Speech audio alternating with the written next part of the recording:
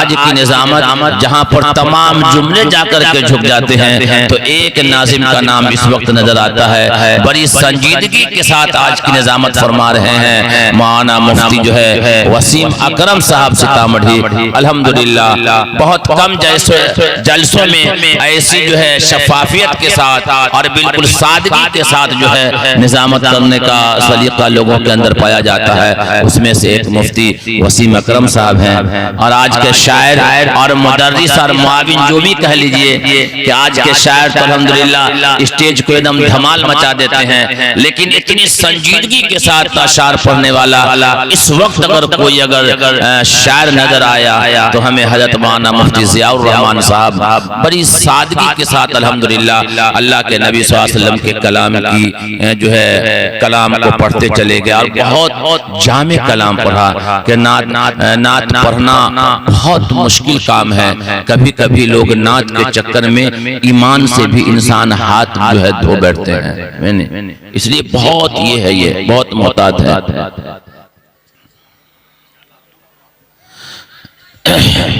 अल्हम्दुलिल्लाह नहमदुहु व नस्तईनुहु व नस्तगफिरुहु व नुमिनु बिही व नतवक्कलु अलैहि व नऊज़ु बिल्लाहि मिन शुरूरि अनफुसिना व मिन सय्यिआति अमालिना मन यहदिहिल्लाहु फला मुदिल्ल लहु व मन युद्लिलहु फला हादिय लहु व नशहदु अन ला इलाहा इल्लल्लाह वहदहु ला शरीका लहु व नशहदु अन्ना मुहम्मदन अब्दुहु व रसूलुहु अरसलहु बिलहक़ बशीरा व नज़ीरा। अम्मा बाद फस्तईज़ बिल्लाहि समीउल अलीम मिनश शैतानिर रजीम। बिस्मिल्लाहिर रहमानिर रहीम।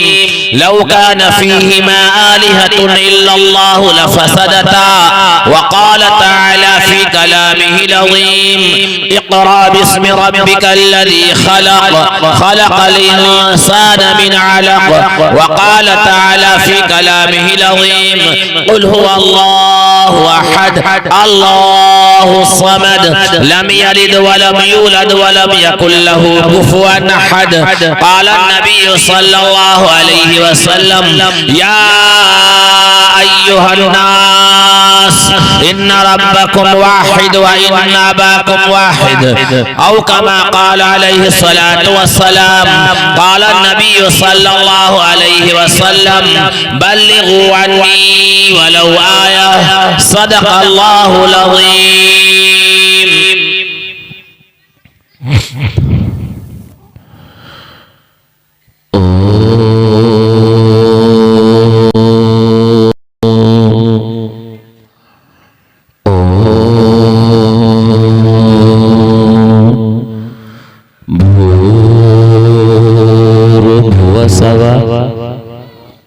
एक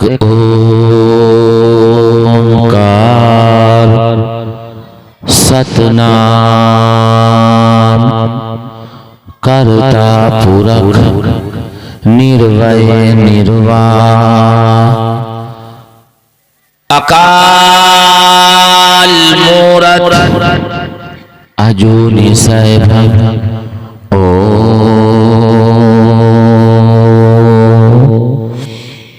यो नः पिता जनेता यो विधाता धामानि वेद भुवनानि विश्वा यो देवानामनामधा एक एव तम संपरशनं भुवनायन्ति अनया अंधं तमः पिरवसन्ति असम्भूते मुपासते ततो अभूव एव तियामृतः यह शास्त्र विधि मुत्सिरिजिया वर्तते कामकारतः न ससिद्धिमवाप्नोति न सुखं न परां गतिं तमेव शरणं गच्छ सर्वभावेन भारत तत्परसादात् परां शान्तिमस्थानं श्यासि शाश्वतं स एक विरदेक एव मामेकं शरणं वर्ज न तस्य प्रतिमास्य यस्य नाम महद्दसः यो माजमनादिम चवत्तलोकमहेश्वरम शंभुधश्च दिरिष्टपारोपि व्याकारो सत्यार्ति प्रजापतिः श्रद्धा मनोतु वेदा अहमदं पुरुषं महात्मा वरनातमसः परस्तात् एकं ब्रह्मं द्वितीय नास्ति नास्ति किंचन। हमें बदलना है। इसमें माना ये दस्तिया है, इसमें ये करंट आ रहा है हल्का हल्का। हाँ इसमें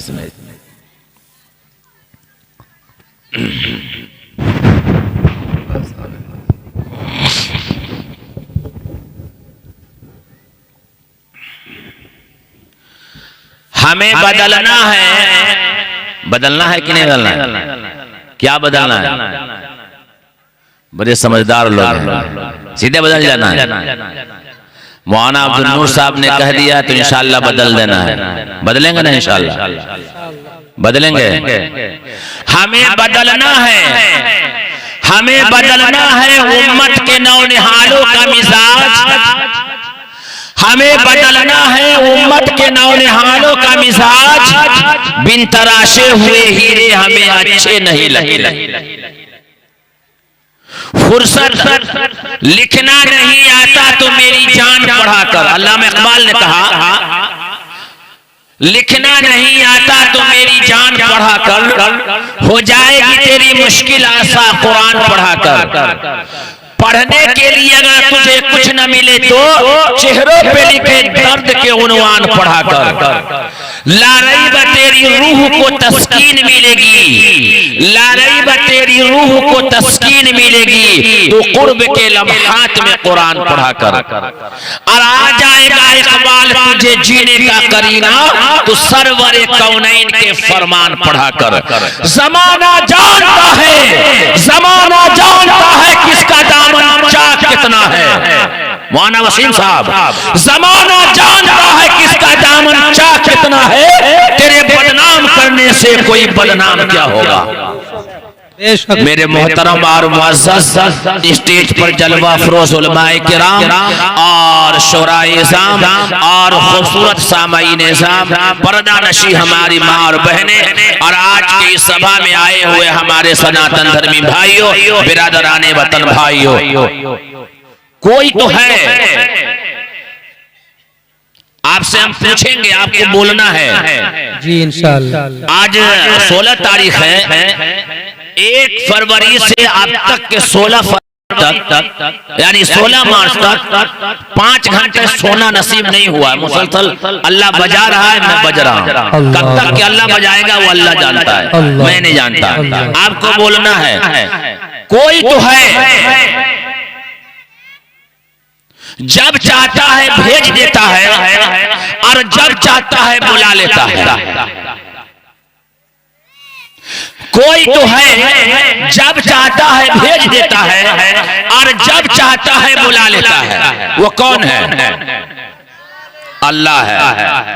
जब चाहता है वो भेज देता है। इंसान मांगते मांगते थक जाता है, दवा कराते कराते थक जाता है, लेकिन उसको औलाद नसीब नहीं होता। लेकिन जब ईश्वर चाहता है, अल्लाह चाहता है तो बिन मांगे जो है दे देता है, और जब चाहता है वो बुला लेता है। नहीं तो यहाँ से कोई भी आदमी जाने के लिए तैयार नहीं है। ऐसा ऐसा आदमी जिसके मुंह में दांत न हो, पेट में आंत न हो, 80 साल का बूढ़ा हो और खटिया पे भी जो है पड़ा हुआ हो, उसको भी कहेगा चाचा मर जाइए तो बोले ना अभी कुछ जीने दीजिए, दुआ कर। वो भी कहेगा दुआ कर दीजिए। वो भी जाने के लिए तैयार नहीं है। इंजेक्शन के सहारे जी रहा है, दवा के सहारे जी रहा है, फिर भी कहता है दुआ कर दीजिए कि और जिए। लेकिन कोई तो सुपर पावर है, कोई तो ताकत ऐसी है, तमाम सुपर पावर जहां पे झुक जाती है तो एक ऐसा सुपर पावर है, एक ऐसा सुपर ताकत है जिसका नाम ईश्वर है, जिसका नाम अल्लाह है। वहां पे किसी की नहीं चलती। जब चाहता है भेज देता है और जब चाहता है बुला लेता है। वो कौन है? वो हम सबका पैदा करने वाला अल्लाह है, हम सबका पैदा करने वाला ईश्वर है, हम सबका पैदा करने वाला ब्रह्मा है। अल्लाह कैसा है उस वेद के अंदर बताया गया। ऋग्वेद के मंडल नंबर देखिए, वेद जो है कोई माना हमारे लिए नहीं है, ये कोई माना नहीं है, लेकिन मैंने वेद के उस मंत्र और श्लोक को मैंने दावत के काम के लिए चुना था, लेकिन लोगों ने हमको इसको जो है चतुर्वेदीय बना दिया। हम तो दावती काम करते हैं मंदिरों में, चर्चों में, गिरजाघरों में जाकर के। तो वेद जो है कुरान के नजदीक तमाम किताबें हिच है, उसके नजदीक कुरान ही एक ऐसी दलील है, बस वही हो। लेकिन कुछ सवालात जब काम करते हैं तो मैदान में आता है। ऋग्वेद के मंडल नंबर 10 सूक्त नंबर 82 मंत्र नंबर 3 में लिखा है, यो नहा पिता जनेता यो विधाता धामानि वेद भुवनानि विश्वा यो देवाना मनानधा एका एव तम संपरशनम भुवनायन्ति अनिया। जो सारे संसार का रचयिता है, जो सारे संसार का रचाने वाला है, जो सारे संसार का बनाने वाला है, वो केवल एक अकेला है, तने तन्हा है। यो नहा पिता जनेता, ना उसका पिता है, ना माता है, ना बेटा है, ना बेटी है, कोई नहीं है। सारे संसार का बागदार उसी एक ईश्वर के हाथ में है। आखिर में तमाम इंसानों को, तमाम व्यक्ति को उसी एक के पास लौट करके जाना है और अपने किए हुए कर्मों का हिसाब देना है। ये बातें हमारे हिंदू भाइयों की पुस्तक में लिखी हुई है, ये बातें हमारे हिंदू भाइयों की धार्मिक ग्रंथ वेद में लिखी हुई है, और ये बातें कुरान में भी लिखी हुई है। जब हम कुरान को खोलते हैं और जब कुरान को पढ़ते हैं तो कुरान सूरा नंबर 112 आयत नंबर 1 से 4 बिस्मिल्लाहिर्रहमानिर्रहीम कुल हुवल्लाहु अहद अल्लाहुस समद लम यलिद व लम यूलद व लम यकुल लहू कुफुवन अहद। यहाँ अल्लाह ने अपना तारुफ पेश किया है, जबकि अल्लाह तारुफ का मोहताज नहीं है। कह दो कि वो अल्लाह एक है, अल्लाह अकेला है, अल्लाह बेनियाज है, वो किसी से पैदा नहीं हुआ।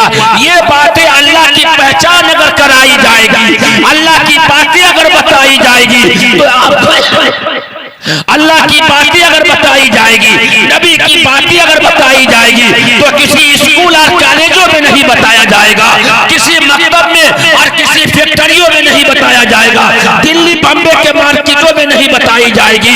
अगर अल्लाह की पहचान कराई जाएगी, नबी की पहचान कराई जाएगी तो ये मदरसा है तेरा कोई मैं कदा नहीं साकी, ये मदरसा है तेरा कोई मैं कदा नहीं साकी। यहाँ के खाक से बनाए जाते हैं, मदरसे में ही अल्लाह की तारीफ बयान की जाती है, अल्लाह का तारुफ कराया जाता है, अल्लाह की पहचान बताई जाती है। तो शेर किरिजी से लोगों ने कहा कि बता दीजिए अल्लाह कैसा है, अल्लाह कैसा है। ए बाबू बैठना, बैठो। अल्लाह कैसा है, पता है अल्लाह कैसा है? नहीं मालूम कि अल्लाह कैसा है। हम लोग तमाम चीजों को पहचानते हैं, लेकिन अपने पैदा करने वाले को नहीं पहचानते। अल्लाह कैसा है? तो श्री कृष्ण जी ने गीता में कहा, गीता की अध्याय 16 श्लोक 23, या शास्त्रावेदी मुत्सिरी जिया वर्तते काम कारतः न सिद्धि मवापनोति न सुखम न पराम गति।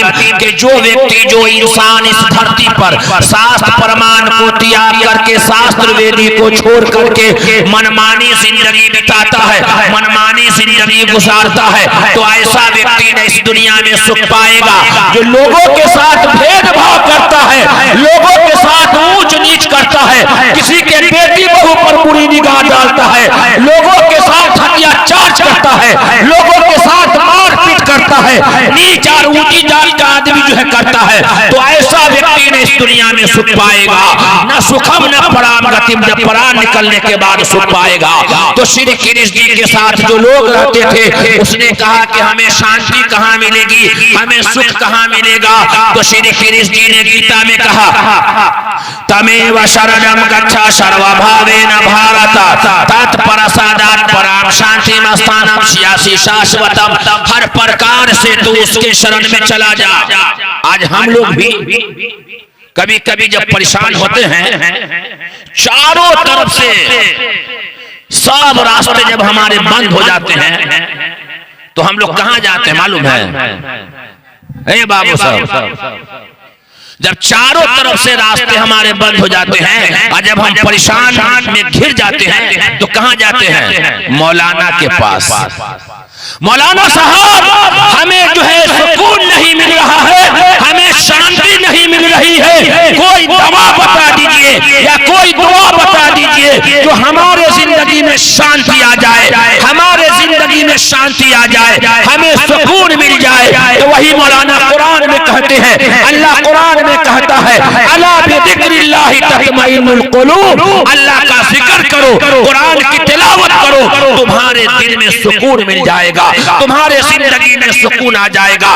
लेकिन आज का ये समाज, आज का ये लड़का, आज का ये बच्चा कहां जा रहा है? ये समाज कहां जा रहा है? आप अपने समाज के बच्चों को देखिए ना, ये अपने अपने नौनिहाल बच्चों को आप देखिए, आपने जलसे में बुलाया है, ये छोटा छोटा बच्चा है, लेकिन अपने बच्चों की हालत को देखिए, जीन्स यहाँ से कटा, जीन्स यहाँ से फटा, जो है बाल यहाँ से कटा, बाल यहाँ से छटा, बड़का बड़का मोबाइल लिए हुए रहता है और गुटखा खाता रहता है और गांव में चक्कर लगाता है। उसको पता ही नहीं है कि हमें जिंदगी कैसे बनानी है, हमें जिंदगी कैसे गुजारनी है। ये बातें समझ में कब आएगी? गार्जियन को समझ में कब आएगा? जब गार्जियन पढ़े लिखे होंगे तब अपने बच्चों को समझा सकते हैं। नहीं तो आज का बच्चा बाप से भी आगे जा रहा है, आज का बच्चा बाप से भी आगे जा रहा है।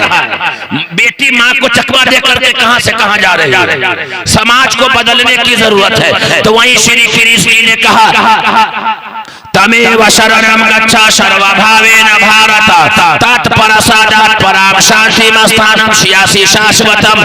हर प्रकार से तू उसके शरण में चला जा, जिसके शरण में जाने से हमें भी तुझे भी शांति मिलेगी, यानी शांति पर्याप्त होगी। तो लोगों ने कहा कि वो कौन है जहां शांति मिलेगी? तो श्री कृष्ण जी ने अल्लाह की पहचान कराई।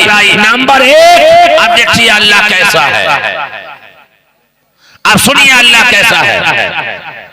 नंबर 1, वो अजन्मा है, वो किसी से नहीं जना, वो किसी से नहीं जना। नंबर 2, ईश्वर दिखाई नहीं देता, अल्लाह दिखाई नहीं देता। भाई कोई भी इंसान अल्लाह को देखा है? कोई भी इंसान ईश्वर को देखा है? अपने दौर के क्यों न हो, वो भी अल्लाह को नहीं देख सकते। कुरान कहता है, वखर्र मूसा सईक़ा, मूसा अलैहिस्सलाम ने भी अल्लाह से कहा था, ऐ अल्लाह मैं आपको देखना चाहता हूं, लेकिन कहा तुम मुझे नहीं देख पाओगे। नंबर 2, ईश्वर दिखाई नहीं देता। नंबर 3, वो अलख निरंजन है, अमर है, उसको मौत नहीं आती, ईश्वर को मौत नहीं आती। जिसके अंदर ये 3 चीज पाई जाती है वही हम सबका पैदा करने वाला ईश्वर है, वही हम सबका पैदा करने वाला अल्लाह है। वेद कहता है, सए सए काए का विरदे का एवा, हकीकत में वो ईश्वर एक है। उसी एक के सामने माथा टेको, उसी एक की ही पूजा करो, उसी एक के सामने अपने जो है परछाई को सामने रखो, उसी एक के सामने साष्टांग प्रणाम करो। हमारे हिंदू भाई, ए बाबू, कोई एक आदमी सुन रहे हैं, कोई एक आदमी उठ करके उन बच्चों को चुप करा लीजिए। कोई एक आदमी दिखाई नहीं देता। नंबर 2, वो अलख निरंजन है, और नंबर 3, वो अमर है, उसको मौत नहीं आती। वही हम सबका पैदा करने वाला अल्लाह है, वही हम सबको जिंदगी देने वाला परमात्मा है, वही हम सबका पैदा करने वाला ईश्वर है, और उसी की ही पूजा होगी। ये अल्लाह की पहचान स्कूलों और कॉलेजों में नहीं कराई जाएगी, ये अल्लाह की पहचान इन मदरसों में कराई जाती है, जहाँ इंसान को इंसान बनाया जाता है। तमन्ना दर्द दिल की है तो कर खिदमत फकीरों की, नहीं मिलता ये गौहर बादशाहों के खजाने में। आप 15 से 20 लाख रुपया खर्च करने के बाद, आप 50 लाख रुपया खर्च करने के बाद, आप एक डॉक्टर तो बना देते हैं अपनी औलाद को, IAS तो बना देते हैं अपनी औलाद को, और पूरी जमीन बेच देने के बाद अपनी औलाद को आपने IAS बना दिया, अमेरिका में बेहतरीन डॉक्टर आपने बना दिया, और वो बाप जब मर गया और बेटा अमेरिका से दौड़ करके बेलगिरिया गांव में आता है, और जब बाप का जनाजा यहाँ पड़ा हुआ है तो 50 लाख रुपया खर्च करने के बाद वो बेटा अपने बाप के नमाज जनाजा को नहीं पढ़ा सकता। इतना दूर होने के बाद वो बेटा अपने बाप के जनाजे को नहीं पढ़ा सकता। ये पढ़ाई कैसी है? आप डॉक्टर तो बनाओ, लेकिन पहले उसे मुसलमान बनाओ। आप अपनी बेटी को डॉक्टर बना देते हो, प्रोफेसर बना देते हो, वही बूढ़ी माँ मर जाती है, लेकिन बेटी दीन की तालीम हासिल नहीं की तो अपनी माँ को गुस्ल भी नहीं दे सकती। कितना खर्चा हुआ? 50 लाख रुपया खर्चा करने के बाद डॉक्टर बनाया, और बाप मर गया तो जनाजा भी नहीं पढ़ा सका। ये अफसोस का मकाम नहीं। हम लोग दरख्त लगाते हैं कि खाएंगे। ये आम का दरख्त है, इसमें पानी पटाओ, फल देगा, ये फल देगा। हम भी फल लगाते हैं, ए अल्लाह औलाद दे, ये बड़ा होगा, ये बड़ा होगा तो क्या करेगा? तुम्हें जनाजा भी तुम्हारा नहीं पढ़ा सकता। डॉक्टर बनाओ, लेकिन एक तरफ उसे दीनी तालीम दे देते तो गुस्ल का तरीका मालूम होता, जनाजा पढ़ाने का तरीका मालूम होता, तो बाप किस हालत में मरा था वो बेटा ही देखता, कोई और नहीं देखता। बाप का गुस्ल दे देता। आज की माँ भी वैसा ही है, अपनी बेटी को नहीं पढ़ाती। और यहाँ आपके चंपारण में लड़कों के पढ़ाने का कम मिजाज है, लड़कियां पढ़ेगी। भाई लड़की पढ़ेगी तो देश बढ़ेगा, हाँ बढ़ेगा, पढ़ाना चाहिए, लेकिन पहले वो तालीम पढ़ाना चाहिए जो हमें इंसान बना दे, अपने पैदा करने वाले की पहचान करा दे। तो श्री कृष्ण जी ने अल्लाह की पहचान करा दी। यो नहा पिता जनेता यो विधाता धामानी वेद भुवनानी विश्वा यो देवाना मनामधा एकाएव तमसम परशरम भुवनायन्ते अनिया। जो सारे संसार का रचयिता है, जो सारे संसार का बनाने वाला है, वो केवल एक अकेला है, तने तन्हा है। जब हम मंदिरों में जाते हैं तो पंडित जी के पास जब ये बात रखते हैं, हमारे फेसबुक आईडी पे आप देखेंगे कि हम मंदिरों में सबसे ज्यादा रहते हैं। मंदिरों में जुमा के दिन मिलेंगे आपको, तो कहते हैं मौलाना हम लोग मूर्ति की पूजा नहीं करते हैं। हमारे पंडित जी बताते हैं और हमारे धार्मिक लोग बताते हैं कंकर में है शंकर, हर चीज में ईश्वर है, इसीलिए हम हर चीज की पूजा करते हैं। हर चीज में ईश्वर है। ये क्या है? ये क्या है?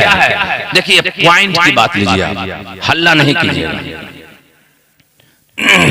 फिर आगे बताता हूं। ये क्या है?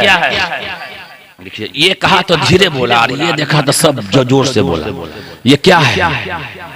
मोबाइल है। आजकल मोबाइल इतना खतरनाक है कि बच्चा अगर रोने लगे ना, 5 महीने का बच्चा भी अगर रोने लगे, उसके सामने मोबाइल चालू कर दिए, वो बच्चा चुप हो जाता है।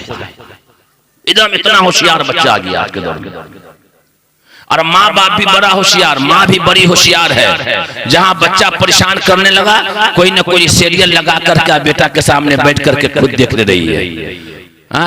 वो बच्चा बड़ा होकर डाकू निकलेगा कि वो आलिम बनेगा, वो सलमान खान या शाहरुख खान बनेगा, वो जो है ना हजरत बिलाल थोड़े बनेगा वो आदमी। और आजकल की माए बहन तो बड़ी होशियार है, भर दिन मोबाइल में भोजपुरी गाना सुनती है। मर्द से ज्यादा औरत गाना सुनती है अल्लाह घर में, आप देखिएगा तो। चाय की दुकान पे बुढ़वा सब यहाँ पर बैठ करके गाना सुनेगा, गीबत करेगा, और घर में बुढ़िया सब बैठ करके गीबत करेगा। आज जुआरकी का तो हालत बहुत बुरा है। आजकल की माँ बहन तो अपने सलवार में इतना बड़ा जेब सजा करके रखती है। हर माँ बहन के सलवार में देखिएगा जेब मिलेगा, 100 में से सिर्फ 5 आदमी को छोड़ करके। और बड़का बड़का मोबाइल, छोटका बटन वाला मोबाइल तो दुनिया से लगता है गायब हो गया।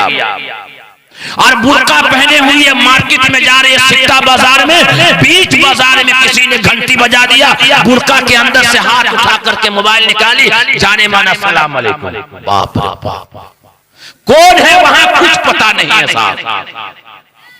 हया का पर्दा दामन को चाक चाक कर दिया गया। हया नाम की चीज नहीं इस समाज के अंदर में, उसको पता ही नहीं कि हमारी इज्जत क्या है। तो ये क्या है? इसको किसने बनाया? किसी इंसान ने बनाया। बनाने वाले इंसान ने जिस मोबाइल को बनाया, उसके जिस्म का कोई हिस्सा इसके अंदर है? हाथ, पांव, नाक, कान कुछ भी है? तो बनाने वाले इंजीनियर का इसके अंदर क्या है? दिमाग है ना, उसकी कारीगरी है ना। कायनात में जितनी भी चीजें बनाई गई है उसके अंदर ईश्वर नहीं है, बल्कि ईश्वर की कारीगरी उसके अंदर है।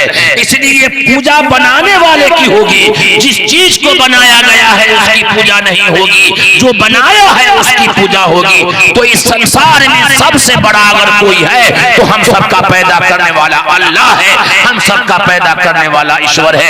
यजुर्वेद कांड नंबर 40 अध्याय नंबर 9 में लिखा, अंधन तमः पिरवसन्ते असंभूते मोपासते ततो अभूव एवतियामृतः।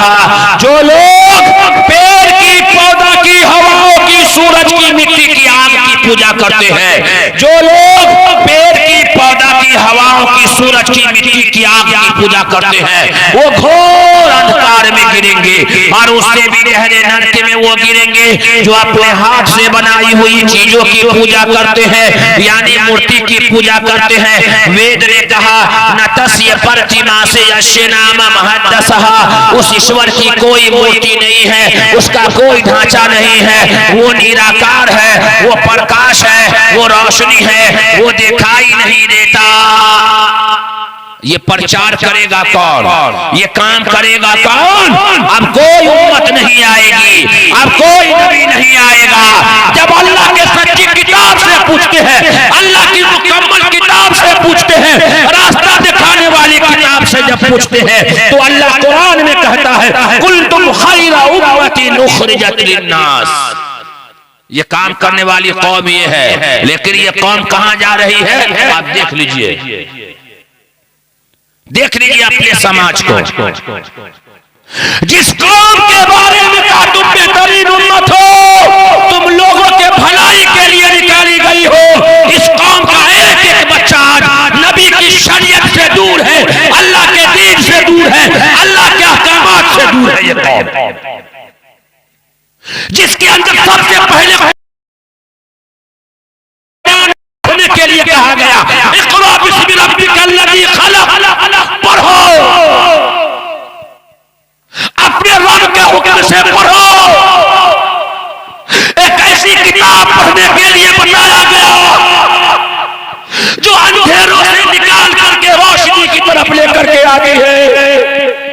तुम्हारे घरों में एक ऐसी मुकम्मल किताब है जो जहन्नम से बचाती है। तुम्हारे घरों में एक ऐसी किताब है जो जन्नत का पता बताती है। तुम्हारे घरों में एक ऐसी किताब है जो समाज में जीने का तरीका बताता है।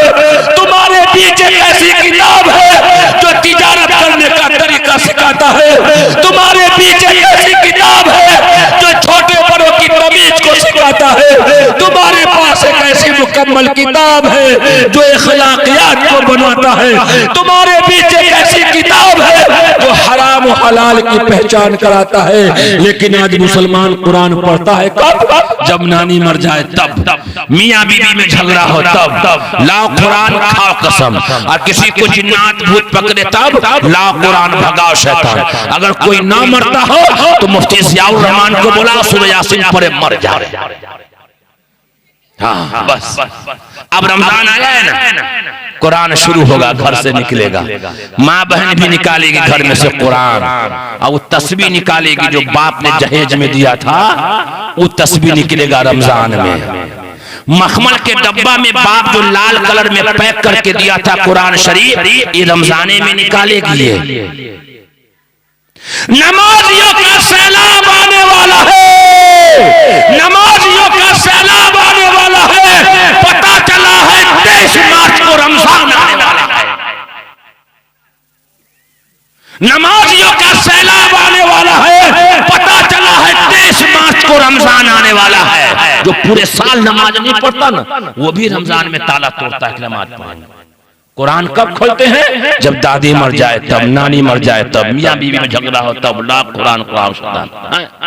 एक ऐसी किताब है जो रास्ता दिखाती है तुमको, ईश्वर का पता बताती है तुमको, कपड़ा पहनने का तरीका बताता है तुमको, बोलने का सलीका बताता है तुमको, जहन्नम से बचाने का रास्ता बताता है, वो जन्नत में ले जाने का तरीका बताता है। लेकिन मुसलमान, अफसोस का मकाम यह है कि आज मुसलमान कुरान को नहीं पढ़ता। आइए कुरान कहाँ भाई? तो कहते नीतीश कुमार के स्कूल में खिचड़ी मिला, चलो ना भाई खिचड़ी मिल रहा है, चले स्कूल में। इससे पहले लोग नहीं पढ़ते थे, बगैर खिचड़ी खा के लोग नहीं पढ़ते थे। बेटी को भेजते हैं स्कूल में, क्या बात 8वीं क्लास तक पढ़ो, साइकिल मिलेगा, साइकिल, यूनिफॉर्म का कपड़ा मिलेगा, खिचड़ी मिलेगी, अंडा मिलेगा, मैट्रिक पास करो तो 2000 10,000 रुपया मिलेगा, सब कुछ मिला आपको। डॉक्टर भी बना दिए, प्रोफेसर भी बना दिए। और किसी कॉलेज में जब वो चली गई पढ़ने के लिए, और जितेंद्र नाम के लड़के से हो गया इश्क। नाजिया परवीन नाम की लड़की थी, सीतामढ़ी जिले की रहने वाली, और बीएड कर रही थी वो कॉलेज के अंदर, एक लड़के से हो गया उसको इश्क। तुम लोगों को मोहब्बत हुआ कि नहीं हुआ किसी से? तुम लोगों को मोहब्बत किसी से हुआ कि नहीं हुआ? नहीं हुआ। माँ बाप से मोहब्बत नहीं है? अरे बाप से मोहब्बत है कि नहीं है? अरे माँ से मोहब्बत है कि नहीं है? और अल्लाह से भी मोहब्बत है क्या? अल्लाह से कितना मोहब्बत है? तो 5 टाइम नमाज पढ़ते हो? हाँ, ऐसी मोहब्बत करो, सिर्फ नाम है, अल्लाह से मोहब्बत है, और हम जो है कामयाब हो जाए तो नहीं हो सकता है। नाम लेने से कोई जो है कामयाब नहीं हो सकता। अगर कोई नाम लेते लेते अगर प्रधानमंत्री बन जाए ना, तो भर दिन में तस्वीर लेकर के जो है ना मोदी मोदी करता रहूंगा कि हम भी प्रधानमंत्री बन जाए, लेकिन नहीं होगा। तो एक लड़की थी जिसका नाम था नाजिया परवीन, और सीतामढ़ी की रहने वाली थी, बीएड जो है कर रही थी कॉलेज में, एक लड़के से उसको इश्क हो गया। इबरत के लिए बता रहा हूं मुसलमानों, न सियाही के है दुश्मन, न सफेदी के दोस्त, हमको आईना दिखाना है, दिखाते हैं। आ जाओ मैदान में, साजिश सुन लो आप, हालात हाजिरा पर आवेदा कुरान से। उस लड़की को हो गया इश्क, और इश्क होने के बाद उसने जो है कोर्ट मैरिज कर ली जितेंद्र नाम के लड़के से शादी, जिसका नाम था नाजिया परवीन। वो बन गई नाजिया यादव, और पढ़ाई को छोड़ दी। बाप उसको कहता रह गया कि बेटी मेरी पगड़ी कहाँ चली गई? कहा कि नहीं, मोहब्बत में सब बंधा होता है। उसने माँ को भी छोड़ दिया, बाप को भी छोड़ दिया, और अपने धर्म को भी छोड़ करके हिंदू धर्म अपना करके जितेंद्र नाम की लड़की से शादी कर ली। और उसके जो है, और उसके बाद वो मुखिया में खड़ी हुई हो, और वो हार गई। 2 साल हुआ है, उसका शौहर को तलाक दे दिया, दर की ठोकरें खा रही है, न इधर के रहे न उधर के रहे। ऐ मेरी माँ, अगर उसी नाजिया को अगर बीएड कराना था तो साथ में सियाल कुरान मदरसे में अगर ईमान पढ़ा दिए होते कि बेटी ईमान ये है कि पहाड़ भी सामने आ जाए तो ईमान का सौदा मत करना। इस्लाम ये है, इस्लाम एक ऐसा मजहब है जो कुछ भी हो जाए, जान चली जाए तो चली जाए, लेकिन इस्लाम से नहीं मुकरना। लेकिन माँ ने उस अपनी बेटी को दीनदार नहीं बनाया था तो इज्जत भी गई, धर्म भी गया, जहन्नमी भी बनी और रुसवा हो गई। लेकिन वहीं पर एक माँ अपनी बेटी को दूध की जगह ईमान पिलाया था। ईमान कहाँ भाई? बिंगलौर में एक लड़की थी जिसका नाम था मुस्कान। सुना ना आप लोगों ने? वो जो है एक लड़की थी जिसका नाम था मुस्कान, बिंगलौर की लड़की है, कर्नाटका की रहने वाली, उडुपी जिला है उसका। कॉलेज में पढ़ती थी। दंगाइयों ने कहा, बदमाशों ने कहा कि बुर्का उतार के आओ तो कॉलेज में आने देंगे, लेकिन वो मुस्कान नाम की बेटी का कुछ भी हो जाए, लेकिन मैं बुर्का नहीं उतार सकती। क्यों?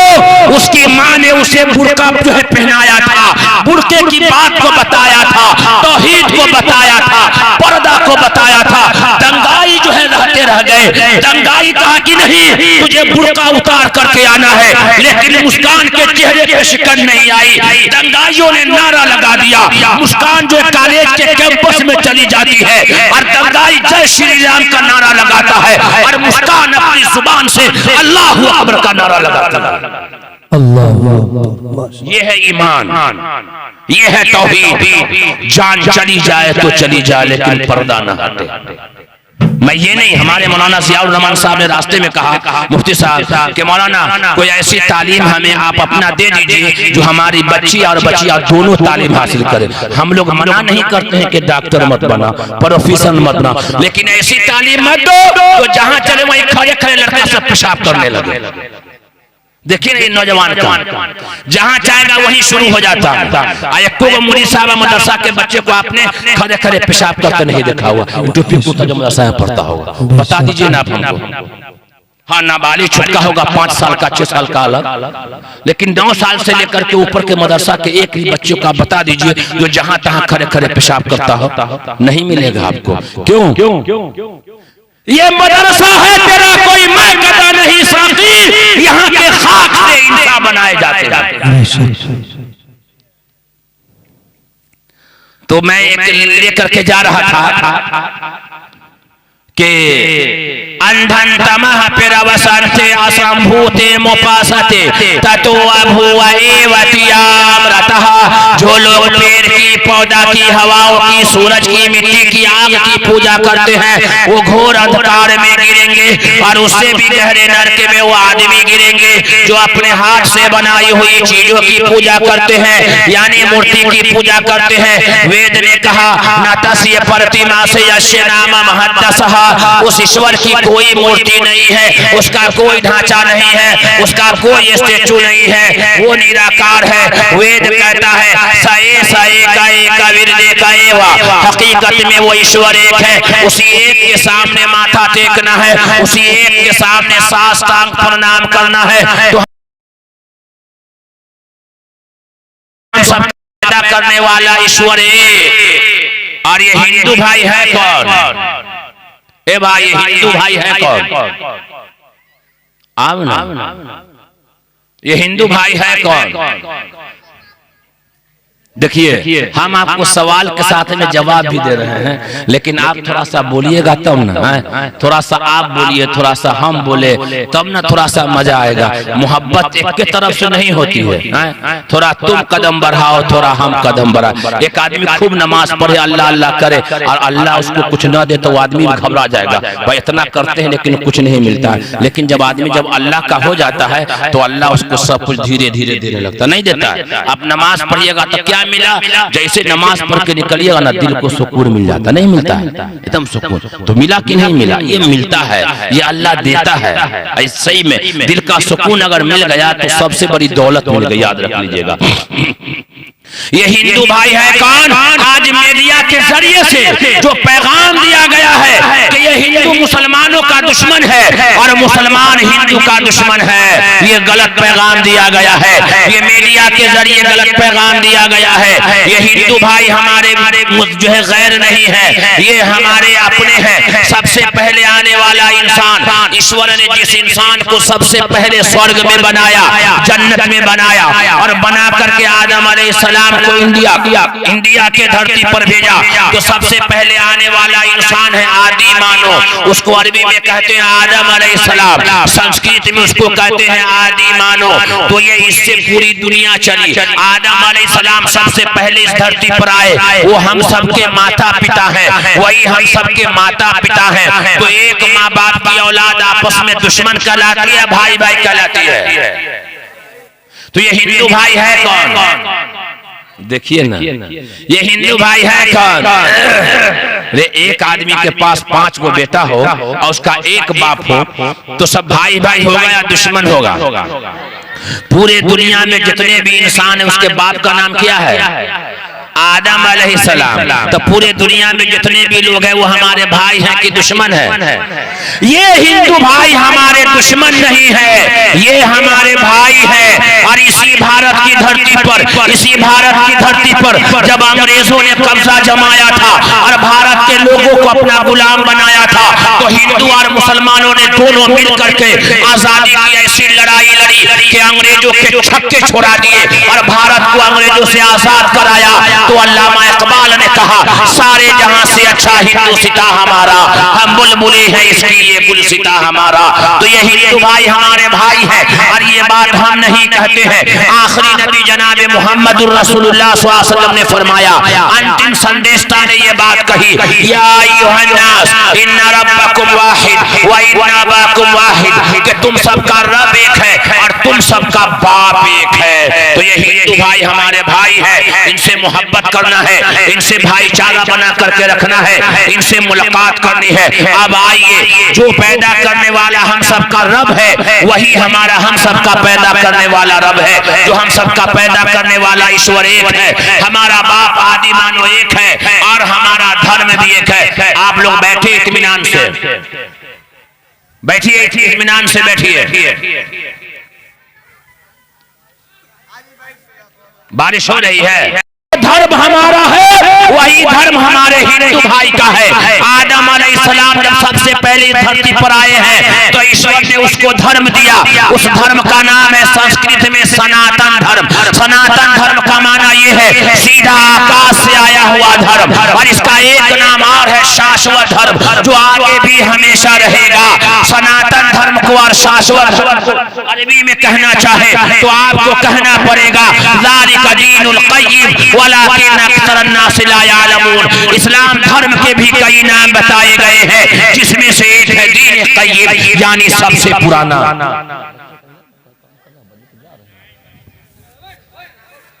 सुनिए आप लोग आ जाइए, बच्चों का इनाम का काम शुरू कर देते हैं इंशाअल्लाह। बाकी इंशाअल्लाह कभी ऐसा मौका आएगा, बुलाइए बच्चों को।